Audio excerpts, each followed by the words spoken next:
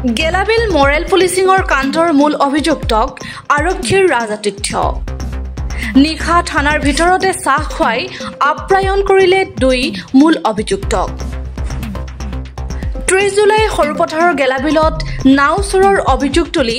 এজন কিশোৰ আৰু কান্দু চাহানিৰ ওপৰত চলাইছিল অমানৱীয় অত্যাচাৰ দুইজনকে অতি নিৰ্মমভাৱে প্ৰহাৰ কৰি গাত গৰম পানী ঢালি দিয়াৰ লগতে জলকীয়া আৰু নিমখ লগাই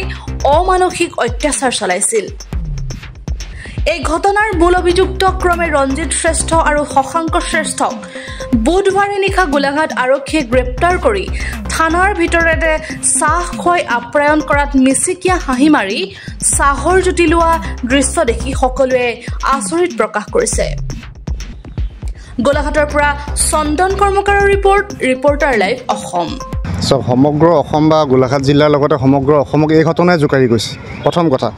যিকেইজন শ্ৰেষ্ঠ ভাতৃদ্বয় যিটো কাণ্ড কৰিলে ঐখাসিক যিটো কাণ্ড কৰিলে তাত দুখীয়ে যাতে কোনো ধৰণৰ সুৰুঙা কোনো ধৰণৰ ৰাজনৈতিক মেৰপাকত সোমাই যাতে তেওঁলোক বাচি যাব নোৱাৰে এইটো আমাৰ আহ্বান আৰু লগতে দাবী দ্বিতীয় কথাটো হ'ল যিটো ক'লে যে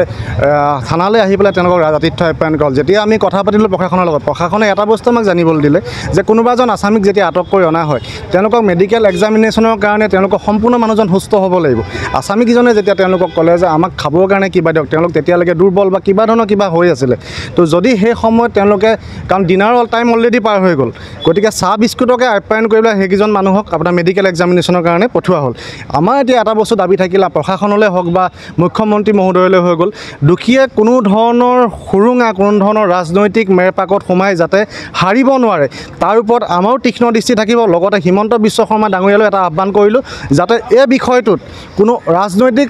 মানে হস্তক্ষেপ যাতে নাথাকে তেওঁ নিজে এই বিষয়ত দৃষ্টি নিক্ষেপ কৰক ঠিক আছে